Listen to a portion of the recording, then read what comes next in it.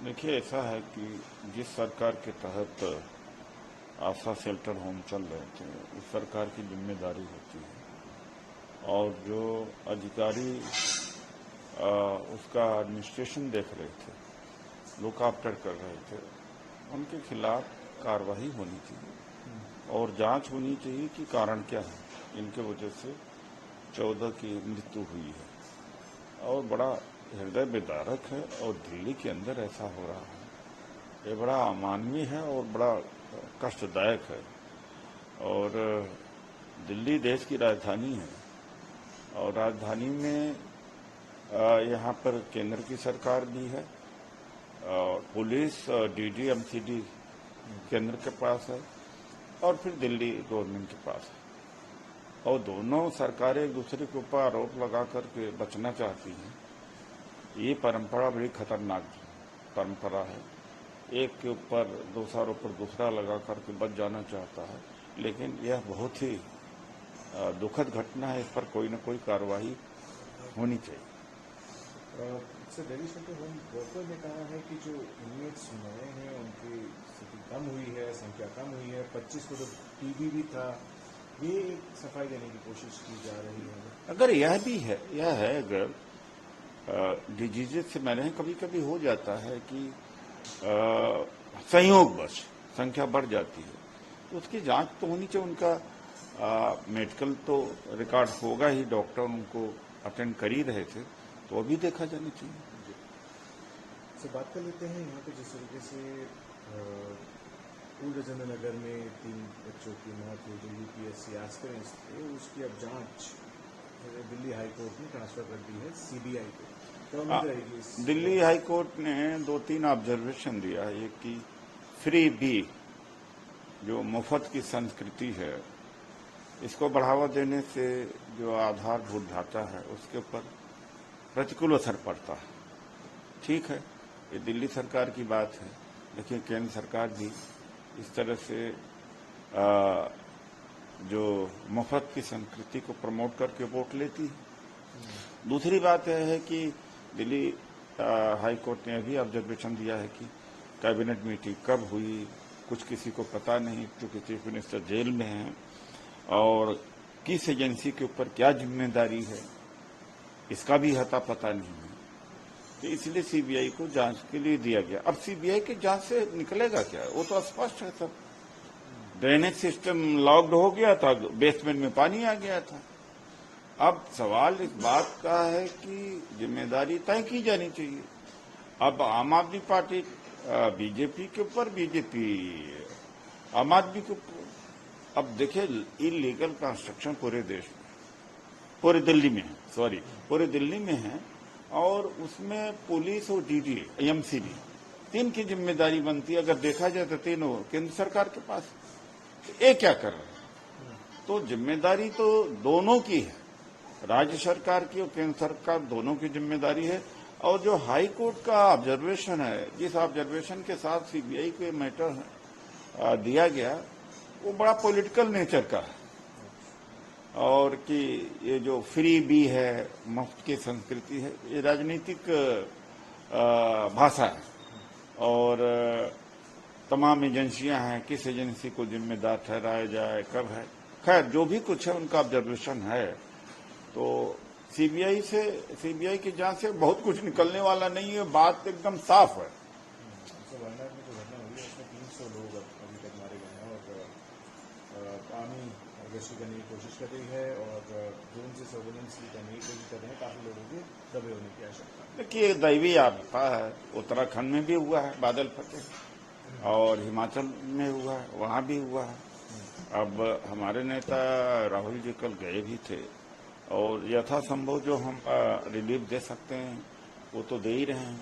अब कुदरत के सामने किसका चलता है, ये कुदरत का फरमान है। फिर भी हमारा कर्तव्य है, एडमिनिस्ट्रेशन भी वहाँ का लगा हुआ है कि जितना ज़्यादा उनको हम सुरक्षा दे सकें या देखभाल कर सकें उतना ही कम होगा। पूजा खेकर जो सामने आया था मामला, उसके बाद 6 और हैं जिनके डिसेबिलिटी सर्टिफिकेट अंडर स्कैनर है, अब डीओपीटी के नज़र में है, अब उसकी भी शायद जांच होगी। देखिए ऐसा है, कई लोग तो सिविल सर्विसेज की नौकरी करके रिटायर हो जाते हैं। मुझे मालूम एक संजय भाटिया था और हरियाणा कैडर का, वो शेड्यूल कास्ट के सर्टिफिकेट पर नौकरी करके रिटायर कर गया। डीओपीटी कुछ करती नहीं है और जो डिपार्टमेंटल प्रोसीडिंग्स होते हैं वो भी कुछ नहीं करते। और ये जो फर्जी सर्टिफिकेट वाले हैं जाकर के हाई कोर्ट से, सुप्रीम कोर्ट से स्टे ले आते हैं और नहीं स्टे मिलता है तो मुकदमा चलता है और लंबा इतना मुकदमा चलता तब तक रिटायर हो जाते हैं। और अभी 4 एमपी पिछले टर्म में फर्जी का सर्टिफिकेट पर आए। आगरा के हैं, वो जो एमपी हैं वो बैकवर्ड के हैं, वो शेड्यूल कास्ट की सीट पर बैठे हुए हैं।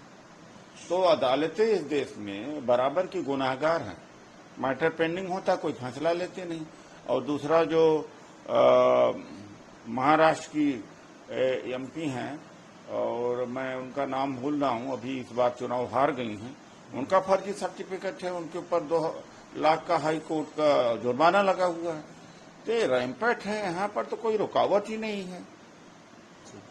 सर, जिस तरीके से चक्रव्यूह की बात राहुल गांधी जी ने सदन में कही थी, उसके बाद अब क्वेश्चन आवर में महाभारत की स्टोरीज ना बताएं, ये कहा स्पीकर ओम बिरला ने एमपीज को कहा है, ये ऑब्जर्वेशन उन्होंने दी है।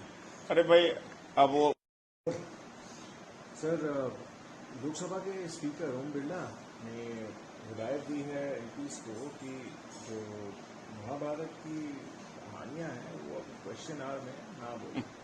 देखिए ऐसा अनस्टॉपेबल है, फिर दूसरी स्टोरी आ जाएगी। इसका समाधान ये नहीं है। देखिए, ये सांकेतिक भाषा में कुछ बात कही जाती है, पूरे दुनिया के संसद में ऐसा होता है। फ्रेजेज हैं, प्रोवर्ब्स है, स्टोरी के माध्यम से ये चीजें कही जा सकती है। यह नहीं तो दूसरा होगा, ये तो कोई तरीका नहीं है। और ओम बिरला जी की क्या बात है, जब एक्सपंज किया हुआ अनुराग ठाकुर का जो स्टेटमेंट है उसको देश के प्रधानमंत्री ही ट्वीट करते हैं और ट्वीट पर पोस्ट करते हैं, इससे ज्यादा क्या गरिमा गिर सकती है। तब तो ओम बिरला जी कुछ नहीं बोलते। ओम बिरला जी जब राहुल जी कहते हैं कि आरएसएस बीजेपी हिंसक है, तो मोदी जी उठकर कहते हैं कि सारे हिंदुओं को दोषारोपण कर रहे हैं। और राहुल जी कहते हैं नहीं, सारे हिंदुओं को नहीं, आप कंप्लीट हिंदू नहीं हैं, इंटायर हिंदी नहीं है। तो जो सत्य वचन है राहुल जी का, वो तो प्रोसीडिंग से निकाल दिया गया, और जो झूठ बोला गया मोदी जी के द्वारा वो तो पार्लियामेंट के रिकॉर्ड में है। तो बताइए क्या है, ये स्पीकर है? तो स्पीकर लगते ही नहीं। आखिरी क्वेश्चन मेरा रहेगा, सुप्रीम कोर्ट ने डिसमिस करी है जितनी भी प्लीज थी जिन्होंने मांग करी थी एसआईटी का इन्वेस्टिगेशन हो इलेक्ट्रोल बॉन्ड स्कीम्स को लेकर, उसको तो सुप्रीम कोर्ट ने डिसमिस कराया, उस प्ली को भी एसआईटी के लिए तो नहीं, क्यों नहीं होना चाहिए? गलत है अगर सुप्रीम कोर्ट का जो जजमेंट है राजनीतिक प्रभाव से, क्यों नहीं होना चाहिए? किस तरह से क्या लिया दिया गया है? अगर डोनेशन बीजेपी ने लिया है तो क्या उन लोगों को ठेका दिया, फेवर दिया? इसकी जांच होनी ही नहीं चाहिए। ये आश्चर्य की बात होती है।